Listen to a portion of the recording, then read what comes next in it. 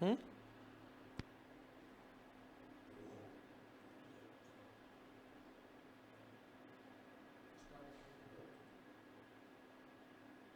हो गई। हम्म,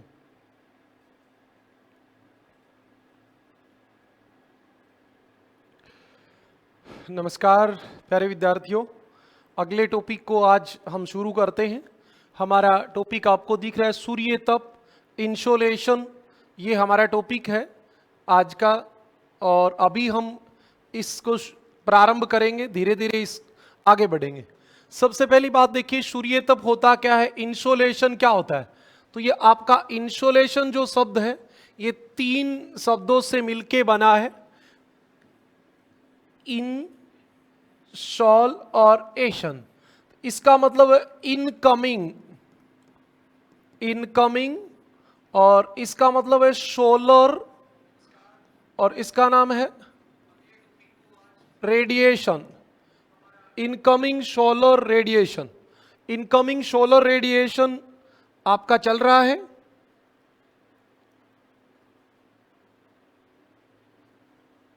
okay, incoming solar radiation का मतलब क्या होता है भाई, जैसे ये आपका सन है, सूर्य है, और इस सूर्य से तरंगे आती हैं, और ये तरंगे जो आती हैं पृथ्वी पर आती हैं, और पृथ्वी पर आती हैं तो पृथ्वी पर आती हैं, इसलिए इनको कहते हैं इनकमिंग।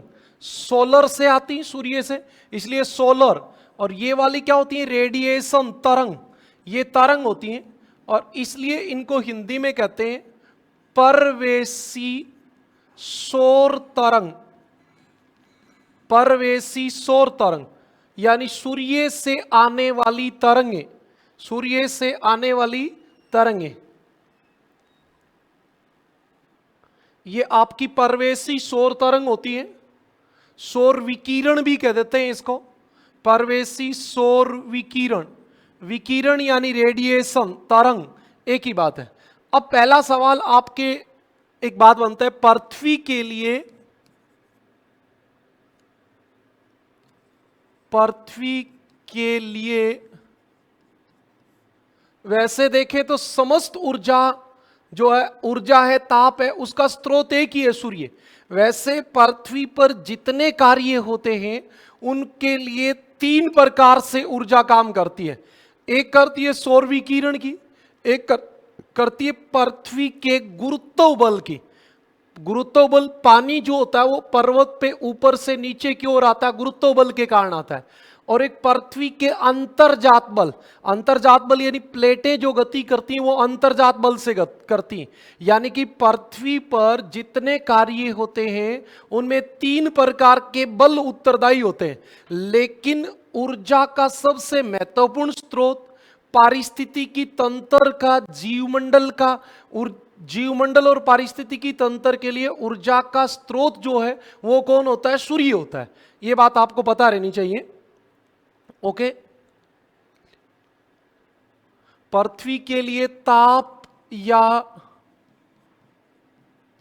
ऊर्जा का मूल स्रोत, ऊर्जा का मूल स्रोत सूर्य है। पृथ्वी के लिए ताप या ऊर्जा का मूल स्रोत सूर्य है, सही बात है भी। और सूर्य क्या करता है, सूर्य निरंतर ऊर्जा का, सूर्य निरंतर ऊर्जा का विकिरण करता रहता है। क्या करता रहता है, विकिरण, विकिरण करता रहता है, जिसे सौर विकिरण कहते हैं, जिसे सौर विकिरण कहते हैं। आप बताओ, दिन हो रात हो, इस बात से क्या फर्क पड़ेगा, सूर्य से तो लगातार तरंगे आती रहती हैं। यही बात मैंने आपको बताई है कि सूर्य निरंतर ऊर्जा का विकिरण करता रहता है, जिसे हम सौर विकिरण कहते हैं। यह सौरिक ऊर्जा, सौरिक ऊर्जा का मतलब सूर्य से आने वाली ऊर्जा, यह सौरिक ऊर्जा ही सूर्य तप कहलाती है। मतलब सूर्य से जो विकिरण आती है उन्हीं का नाम है सूर्य तप, इंसोलेशन, उसी का नाम है इंसोलेशन। पृथ्वी एवं जीवमंडलीय पारिस्थितिकी तंत्र को तीन स्रोतों से ऊर्जा प्राप्त होती है। मतलब पृथ्वी पर जितने भी काम होते हैं उनको ऊर्जा तीन तरीके से प्राप्त होती है। नंबर एक, सौर विकिरण द्वारा। सौर विकिरण द्वारा सबसे प्रमुख यही है। आप ये भी कह सकते हो कि 99% कार्य इसी सौर विकिरण से होते हैं। इसके अलावा पृथ्वी के गुरुत्व बल द्वारा, कॉमन सेंस की बात है भाई, कि जब नदी चलती है वो गुरुत्व बल से चलती है, वो गुरुत्व बल से चलती है। ढाल के अनुसार जो भी चीज नीचे आ रही है वो गुरुत्व बल से चलती है। पृथ्वी के अंतर्जात बलों द्वारा प्लेटों में जो संचलन होता है वो अंतर्जात बल से होता है। भूकंप जो आता है वो अंतर्जात बल से आता है। तो बिल्कुल सही बात है कि पृथ्वी पर जितने भी काम होते हैं वो इन तीन बलों से होते हैं, तीन ताकतों से होते हैं, तीन फोर्स से होते हैं। इनसे ऊर्जा प्राप्त होती है। लेकिन इनमें सबसे इंपॉर्टेंट जो है वो कौन है? सौर विकिरण। 99% कार्य जो होते हैं वो सौर विकिरण से प्राप्त ऊर्जा से होते हैं। आंधी किससे आती है? सौर विकिरण की ऊर्जा से। आंधी, तूफान, वर्षा, जो भी ऊर्जा प्राप्त होती है, जो भी काम होता है वो सारा सौर विकिरण से होता है। ये बात आपको पता रहनी चाहिए। ओके, कोई भी समस्या रहे तो आप कमेंट करें। इतने दिन क्लास न होने का रीजन यही था कि बीच में मेरी तबीयत ज़्यादा खराब हो गई थी, बहुत लंबा समय लगा रिकवर होने में, बीमार हो गया था। अब उस परिस्थिति में और कोई सॉल्यूशन हमारे पास था नहीं। कोई दूसरे सर की क्लास स्टार्ट कराते तो वो उचित नहीं था, क्योंकि अभी भर्ती आई हुई नहीं थी, तो इसलिए हमने ऐसा किया नहीं। आप चिंता ना करें, अब ज़्यादा समय देके आपको प्रॉपर वे में ये सब टॉपिक्स करवा दिए जाएंगे। ओके, आप अगली बात पे आइए। अब हम ये कह सकते हैं पृथ्वी व वायुमंडल के लिए, पृथ्वी व वायुमंडल के लिए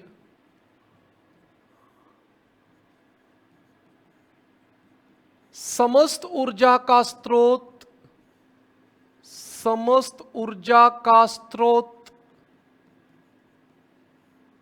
सूर्य है।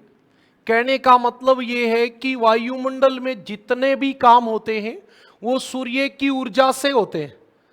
ओके, अब सूर्य है क्या? बताओ भी, आप बताओ सूर्य क्या है? सबसे पहले तो आपको एक बात का पता होना चाहिए, सूर्य एक तारा है। सूर्य एक तारा है।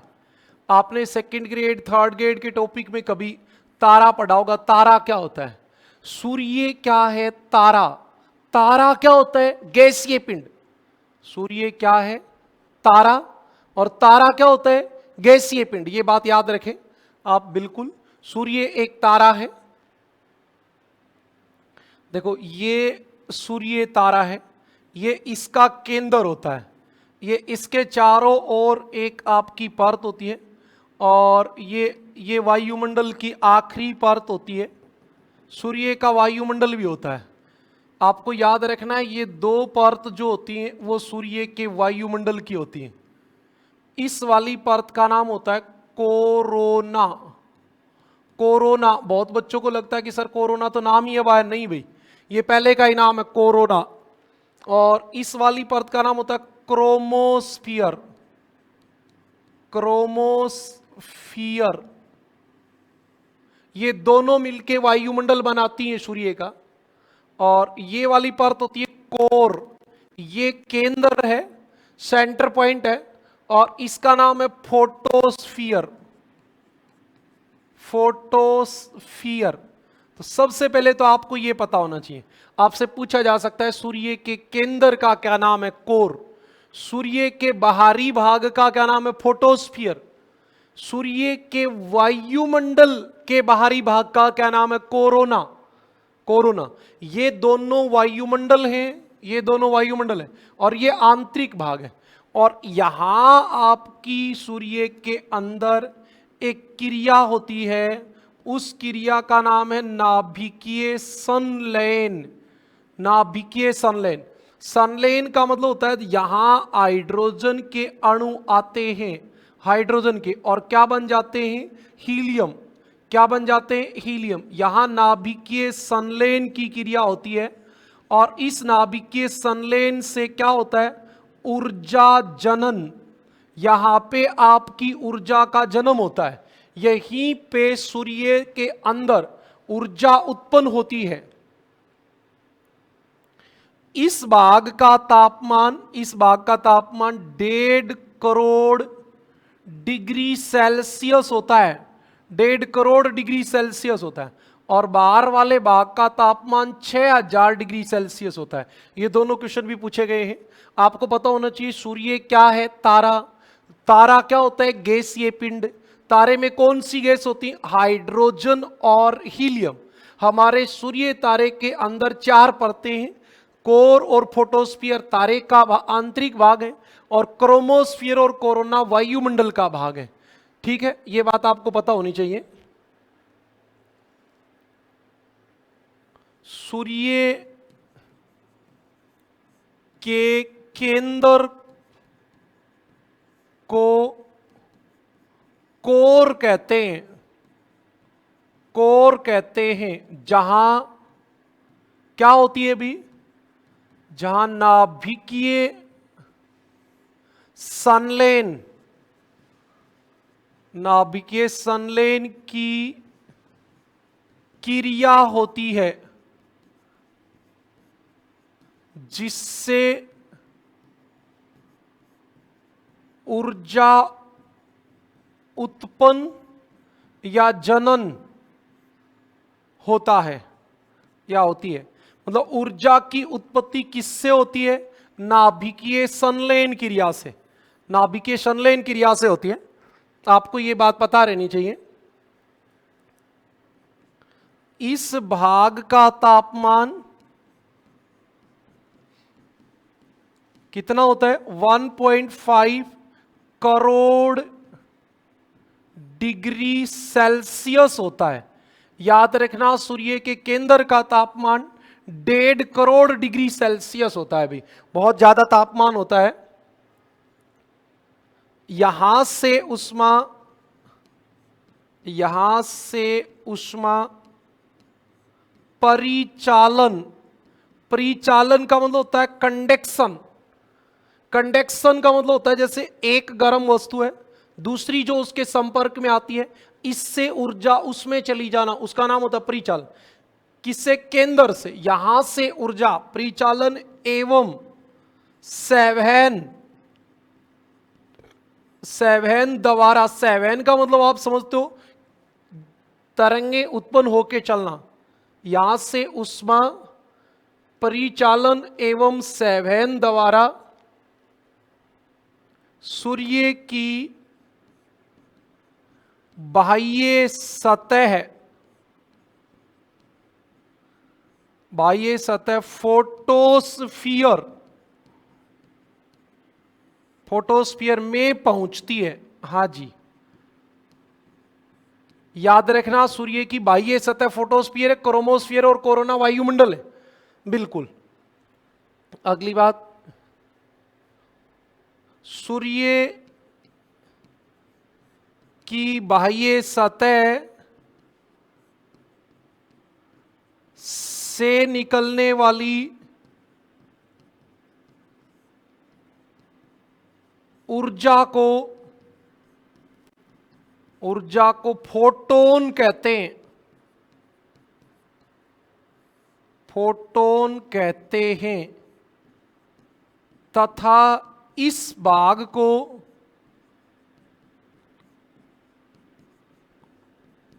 फोटोस्फीयर कहते हैं। समझ में आई बात? यहां से जो ऊर्जा निकलेगी उसका नाम होगा फोटोन। यहां से जो ऊर्जा निकलेगी वो परिचालन एवं संवहन द्वारा फोटोस्फीयर में आ जाएगी और यहां उसका नाम होगा फोटोन। फोटोन फोटोन नाम होगा और इस परत का नाम होगा फोटोन, फोटोस्फीयर।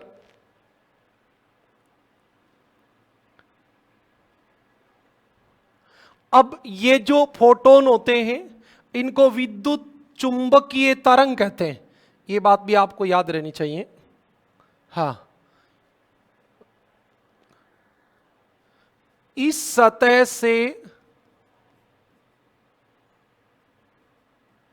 सतह से ऊर्जा विद्युत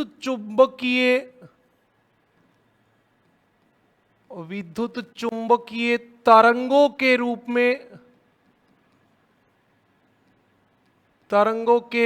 में आगे बढ़ती है। बिल्कुल विद्युत चुंबकीय तरंगों के रूप में आगे बढ़ती है। ओके, कोई भी तारा होता है उसमें लगभग 70 से 71% हाइड्रोजन होती है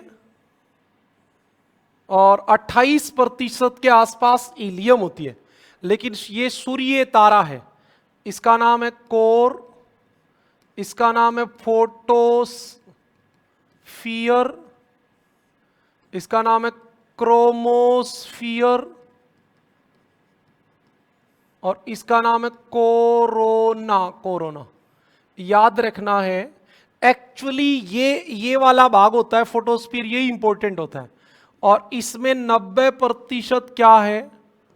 हाइड्रोजन और 10% कौन सी गैस है? हीलियम। आपसे पूछ लिया जाए सूर्य में सर्वाधिक मात्रा में कौन सी गैस है? हाइड्रोजन, और 2 नंबर पे कौन सी है? हीलियम। यह भी पता होनी चाहिए। फोटोस्फीयर में 90% हाइड्रोजन तथा 10% हीलियम गैस पाई जाती है। अब आपको एक और बात बताऊंगा, बहुत छोटी छोटी बातें आपसे पूछी जाती हैं। इस वाले भाग में ये आपके धब्बे होते हैं, काले रंग के धब्बे होते हैं और इनको क्या कहते हैं? सौर कलंक। बहुत सामान्य सा क्वेश्चन तो आपसे यही पूछा जाएगा, सूर्य में सौर कलंक कौन से भाग में पाए जाते हैं? फोटोस्फीयर में। आपको ये पता होना चाहिए सौर कलंक कहां पाए जाते हैं? फोटोस्फीयर में।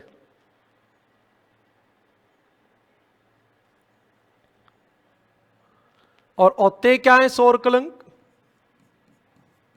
फोटोस्फीयर में ठंडे, याद रखना ठंडे भाग होते हैं, फोटोस्फीयर में ठंडे एवं काले धब्बे पाए जाते हैं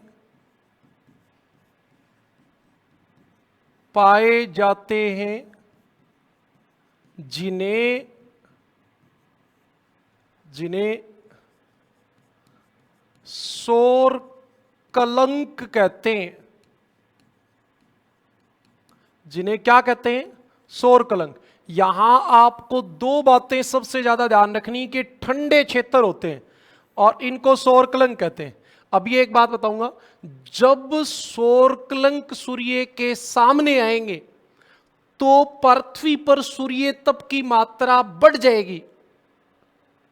तो सर आप तो कह रहे हो कि सौरकलंक ठंडे क्षेत्र होते हैं, फिर सूर्य तप की मात्रा कैसे बढ़ेगी? तो बेटा अभी इस विषय पे रिसर्च ज्यादा नहीं हो पाया है, लेकिन ऐसा अनुमान लगाया जाता है कि जब सौरकलंक की घटना घटित होती है तो उसी समय सूर्य में सौर ज्वाला उत्पन्न होती है, और वो सौर ज्वाला पृथ्वी की ओर आती, जिससे पृथ्वी पर सूर्य तप की मात्रा बढ़ती है। अब कोई कथन कारण वाला क्वेश्चन आ जाए तो आप इसमें गड़बड़ कर सकते हो।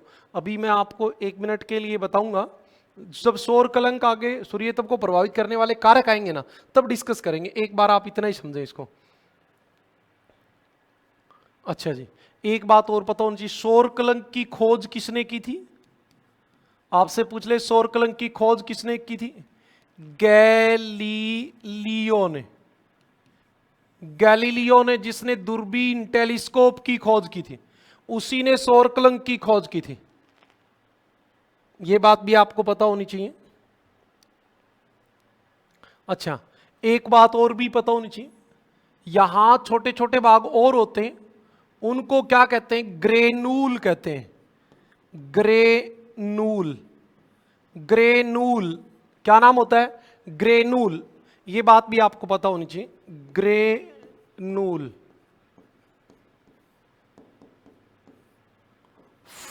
फोटोस्फीयर में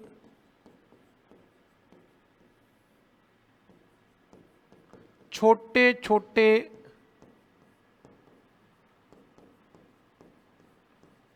प्रकाशित भाग, फोटोस्फीयर में छोटे छोटे प्रकाशित भाग ग्रेनूल कहलाते हैं। ग्रेनूल, मात्रा बड़ी आएगी भाई, ग्रेनूल कहलाते हैं। ठीक है, और बताओ कोई बात जो नहीं समझ में आई हो? हाँ, फोटोस्फीयर का तापमान कितना होता है? फोटोस्फीयर के तापमान की हमें रिक्वायरमेंट भी नहीं होती, हमें केंद्र की रिक्वायरमेंट होती है। ओके, और बताओ भाई। हाँ, अब वायुमंडल की बात और कर लेते हैं। फोटोस्फीयर के चारों ओर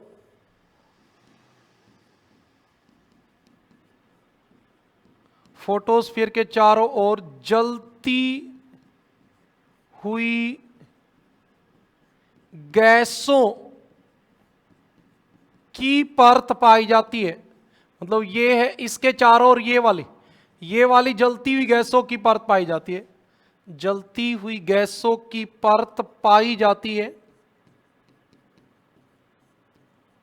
जिसे क्रोमोस्फीयर कहते हैं। जिसे क्रोमोस्फीयर कहते हैं। क्या कहते हैं? क्रोमोस्फीयर। ठीक है जी। और सूर्य के वायुमंडल के सबसे बाहरी भाग को कोरोना कहते हैं। कोरोना कहते हैं। याद रखना, वायुमंडल का सबसे बाहरी भाग क्या होता है? कोरोना। क्रोमोस्फीयर क्या है? फोटोस्फीयर क्या है? सौरकलंक कौन से भाग में पाए जाते हैं? फोटोस्फीयर में कौन सी गैस पाई जाती है? ये सब आपको बातें ध्यान रखनी, बहुत आसान बातें हैं। सूर्य के बारे में ज्यादा हमें चर्चा करने की रिक्वायरमेंट भी नहीं है, क्योंकि हमारे टॉपिक तो सूर्य तप है, इंसोलेशन है। अच्छा, एक बात और भी बताऊंगा आपको मैं, सौर पवन क्या होती है। इसके साथ हम एक सौर पवन क्या होती है इस पे भी चर्चा करेंगे। सौर पवन, जिसका नाम होता है सोलर विंड्स। सौर पवन, बताओ भी सौर पवन क्या होती है?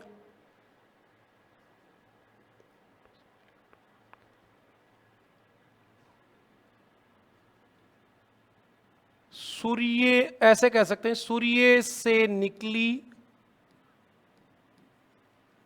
इलेक्ट्रॉन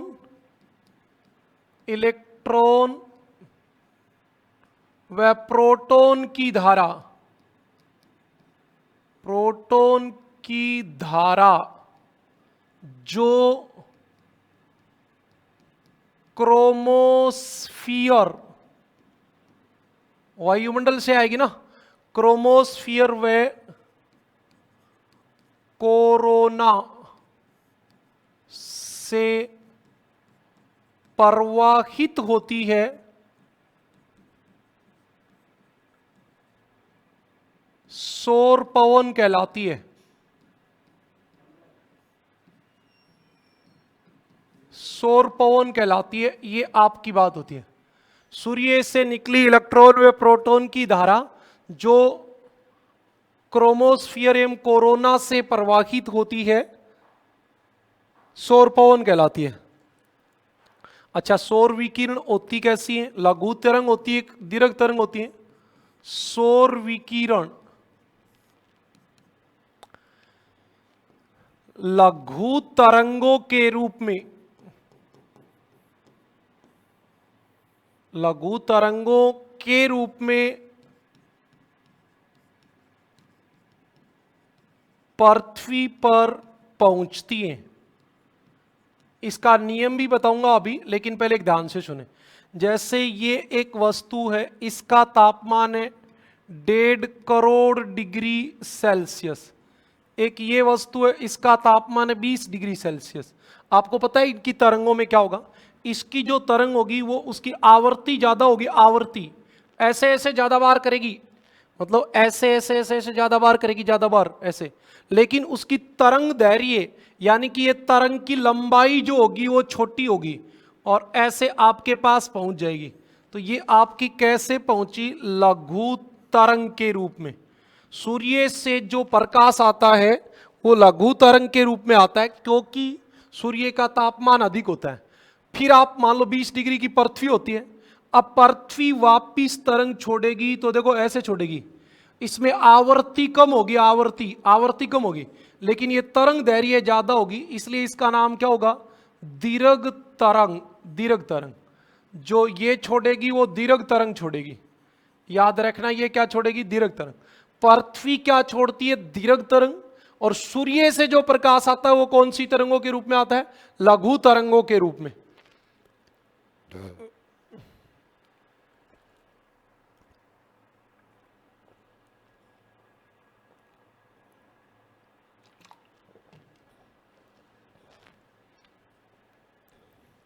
ये बता ही देता हूं, तरंग दैर्घ्य,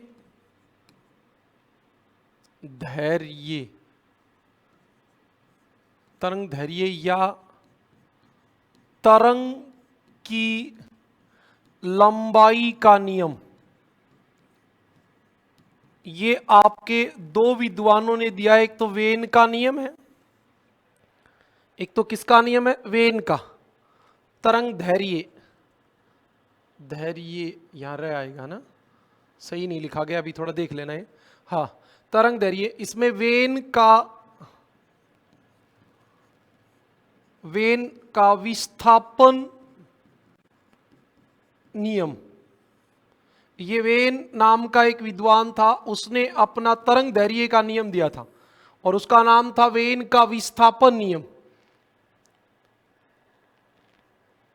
वेन के अनुसार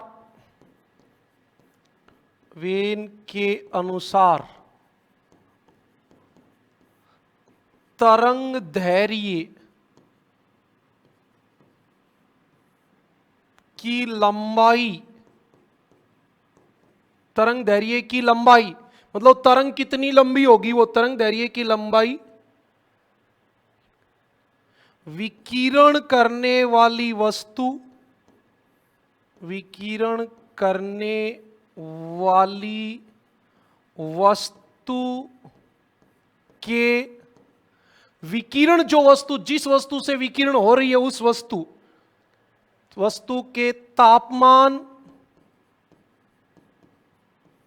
के समान विलोम नुपाती होती है, विलोम नुपाती होती है। इस बात को आप समझे होंगे तो बहुत आसानी से आप तापमान, वस्तु के तापमान के समान विलोमानुपाती होती है। इस बात का मतलब क्या हुआ कि जितना इस वस्तु का विकिरण करने वाली वस्तु का तापमान बढ़ेगा उतनी ही उल्टी, मतलब समान विलोमानुपाती, मतलब जितना तापमान बढ़ेगा उतनी ही तरंग दैर्घ्य छोटी होती जाएगी, जितना तापमान कम होगा उतनी ही तरंग दैर्घ्य ज्यादा होती जाएगी। आपके सामने है, इसकी तरंग दैर्घ्य कम होती है, एकदम दिखती ही नहीं है। सूर्य से जो प्रकाश आता है दिखता ही नहीं है, और पृथ्वी जो छोड़ती है वो दिखता है, उसकी दीर्घ तरंग दैर्घ्य क्या होती है? दीर्घ होती है। ओके, इतनी बातें आपके समझ में आई होगी। वेन का नियम कुछ नहीं था, समान विलोमानुपाती होता है। विलोम मतलब उल्टा, अनुपात, विलोमानुपाती मतलब उल्टा। जितना तापमान ज्यादा होगा तरंग दैर्घ्य उतनी छोटी होगी। ओके, आपको एक एग्जांपल भी बता दूं इसमें, आप देख लो। तापमान अधिक, तो ऐसा एग्जांपल हमारे पास कौन है? सूर्य। तो क्या होंगी? लघु तरंग, लघु तरंग। तापमान कम यानी पृथ्वी, दीर्घ तरंग, बिल्कुल सही बात है। पृथ्वी दीर्घ तरंग छोड़ती है और सूर्य से जो प्रकाश आता है वो लघु तरंग के रूप में आता है। आपके सामने है एक एक बातें। आप जो भी बात नहीं समझ में आए मुझे कमेंट करें, मैं आपको दोबारा बता दूंगा।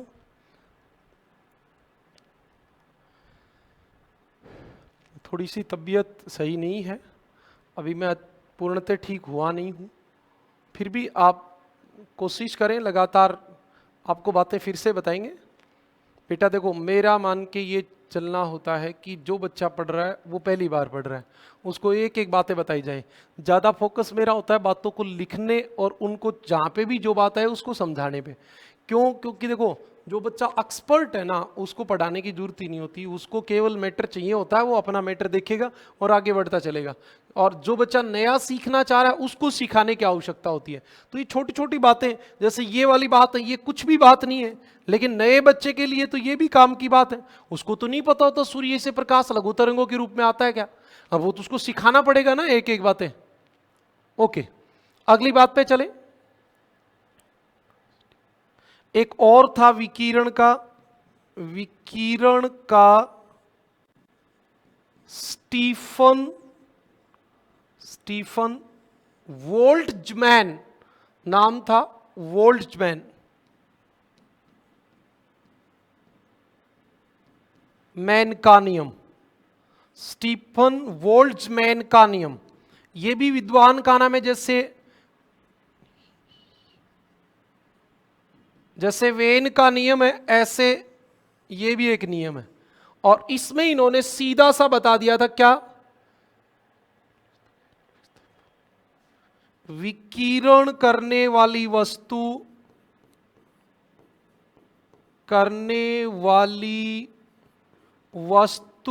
के निरपेक्ष तापमान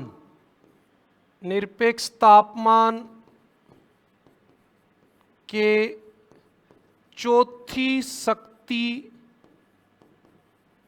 के समानुपाती होता है। समानुपाती होता है, विकिरण करने वाली वस्तु के तापमान के चौथी शक्ति के समानुपाती होता है। मतलब जितना तापमान ज्यादा होगा उतनी विकिरण कम होती जाएगी, तरंग दैर्घ्य कम होती जाएगी। ये आपकी बात थी। ओके, कुछ बातें तरंग दैर्घ्य की बताई मैंने, लघु तरंगों की। अगली बात पे चलता हूं। इसके बाद सौर विकिरण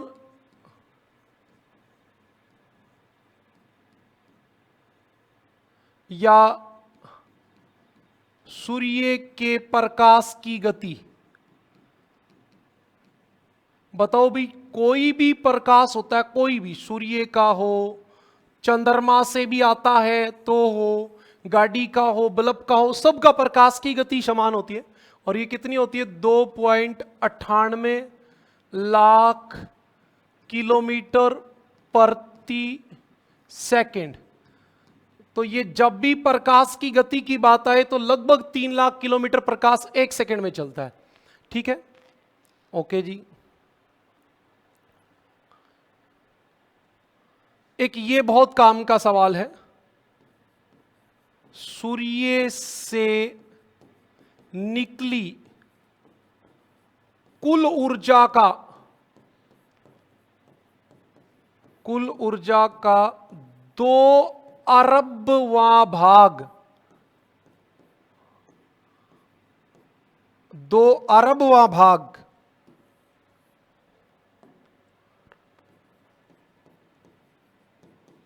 पृथ्वी पर पहुंचता है।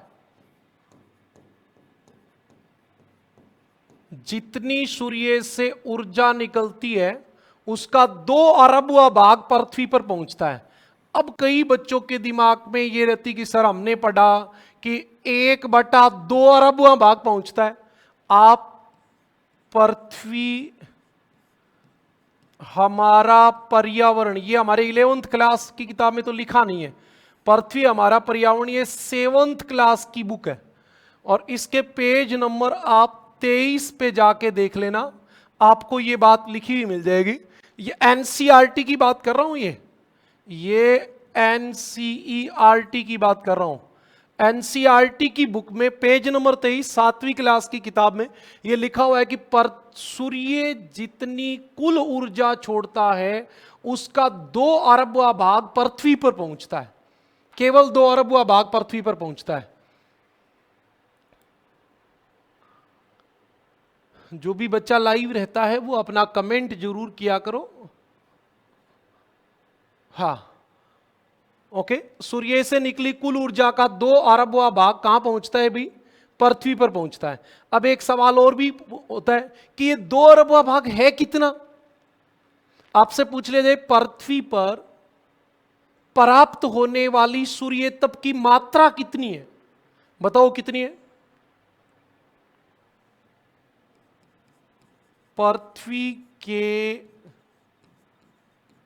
वायुमंडल की ऊपरी सीमा पर, वायुमंडल की ऊपरी सीमा पर, सर क्यों धरातल पर क्यों नहीं? बेटा धरातल पे तो आप एक बात बताओ, आपके बादल आ जाएंगे तो सूर्य तक पहुंचेगा ही नहीं, ये तो हर पल बदलता रहता है। और वायुमंडल के ऊपरी भाग में तो निश्चित मात्रा में आएगा, तो सिर्फ वायुमंडल के ऊपरी सीमा पे बात होता है। पृथ्वी के वायुमंडल की ऊपरी सीमा पर सूर्य से आने वाली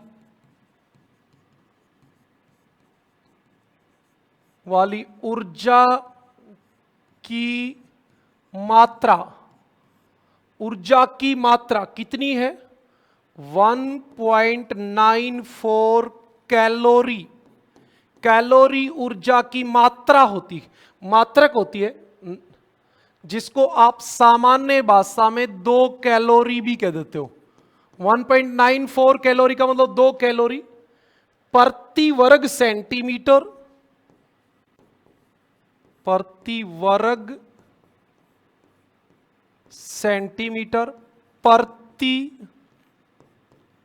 मिनट होती है। यह बात भी आपकी बहुत इंपॉर्टेंट है, याद रखना। ये जब आपके आता है तो यहां कोई दिक्कत नहीं रहती, हर बच्चे को पता होती है 2 कैलोरी। यहां गड़बड़ होती है प्रति वर्ग सेंटीमीटर और मिनट, या मीटर या मिनट या मीटर या सेकंड, यहां दे देंगे मीटर, यहां दे देंगे सेकंड, अलग अलग ऐसे पॉइंट पहले वाले सेम ही आएंगे। तो याद रखना पृथ्वी के वायुमंडल की ऊपरी सीमा पे, जैसे ये आपका वायुमंडल है, यहां सूर्य से जो प्रकाश आता है वो 1 वर्ग सेंटीमीटर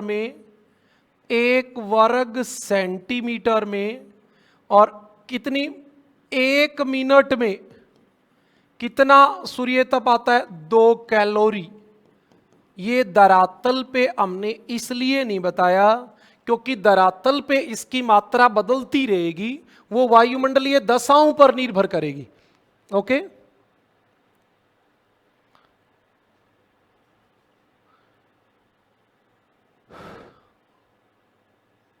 बताओ भी, इतनी बात समझ में आ गई क्या?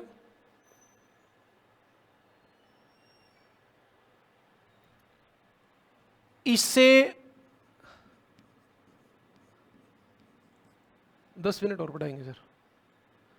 इसे सौर स्थिरांक कहते हैं। अच्छा, ये भी बात बता देता हूं, सौर स्थिरांक क्यों कहते हैं? सौर स्थिरांक क्यों कहते हैं? सोलर कांस्टेंट क्या होता है? देखो, सूर्य से प्राप्त होने वाली ऊर्जा की मात्रा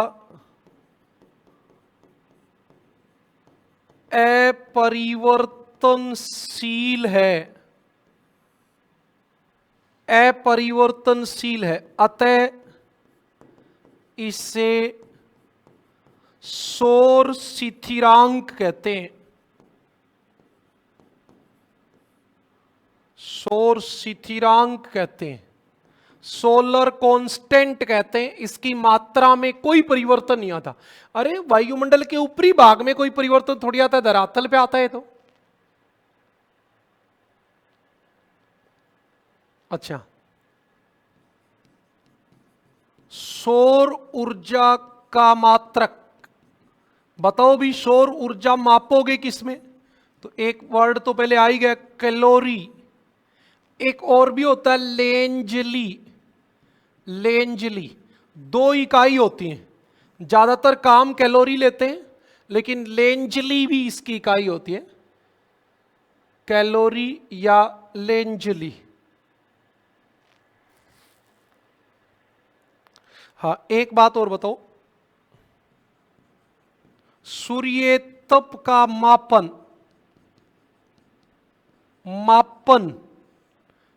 यंत्र क्या होता है? किस यंत्र से मापते हैं?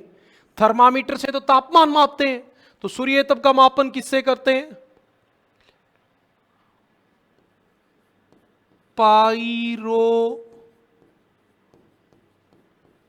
हेलियोमीटर से। पाइरो हेलियोमीटर से। याद रखना, सूर्य तप मापने का यंत्र क्या है? पाइरो हेलियोमीटर है। ठीक है भी, यहां तक की बात हमने आज पढ़ी सूर्य के बारे में, सामान्य सी बातें। कल हम बात पढ़ेंगे सूर्य तप के वितरण को प्रभावित करने वाले कारकों की। एक बार मैं थोड़ा सा आपको बता देता हूं, जहां से हमने शुरू किया सूर्य से। देख लो, सबसे पहली बात हमने आज यहां से शुरू की थी कि इंसोलेशन का मतलब क्या है। तो हमने बताया साहब, इंसोलेशन का मतलब है इनकमिंग सोलर रेडिएशन। क्या मतलब है? Incoming solar radiation. आईएन से इनकमिंग आना, सोलर सूर्य की, और रेडिएशन तरंगे। तो ये इनकमिंग सोलर रेडिएशन, हिंदी में कहते हैं इनको परवेशी सौर विकिरण। सूर्य से आने वाली तरंगों का नाम सूर्य तप है। पृथ्वी के लिए ताप या ऊर्जा का मूल स्रोत कौन है? सूर्य। सूर्य निरंतर ऊर्जा का विकिरण करता रहता है, जिसको सौर विकिरण कहते हैं, और यही सौर विकिरण क्या कहलाती है? सूर्य तप। एक्चुअली देखें तो हमारी पृथ्वी पर जितने काम होते हैं उनके लिए ऊर्जा 3 तरीके से प्राप्त होती है। एक तो सूर्य से, एक पृथ्वी के गुरुत्व बल से, और एक आपके पृथ्वी के अंतर्जात बलों से। ओके, फिर हमने बात बताई कि पृथ्वी व वायुमंडल के लिए समस्त ऊर्जा का स्रोत कौन है? सूर्य। अगला हमारा सवाल था सूर्य क्या है? तो हमने कहा सूर्य एक तारा है, और तारा क्या होता है? गैसीय पिंड। एक्चुअली तारा गैसीय पिंड होता है, ये टोटल गैस का बना होता है। लेकिन हमारे वैज्ञानिकों ने इन दो परतों को नाम तो दिया है सूर्य की परत, और इन दो को नाम दिया है वायुमंडल। वायुमंडल, ओके, ठीक है, वायुमंडल ये नाम दिया है।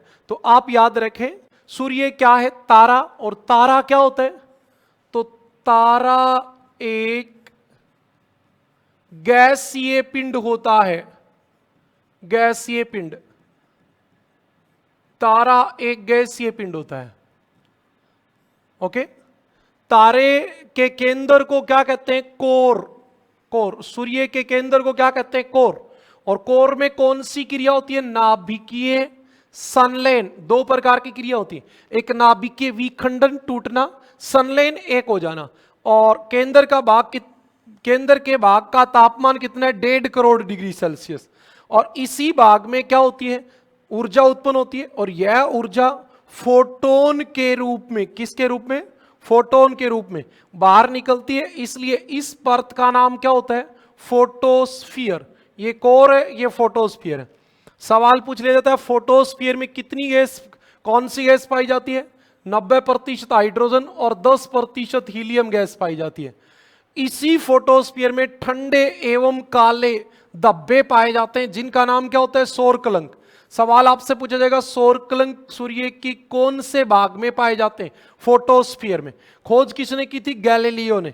यहां चमकदार भाग होते हैं, प्रकाशित भाग, जिनको क्या कहते हैं?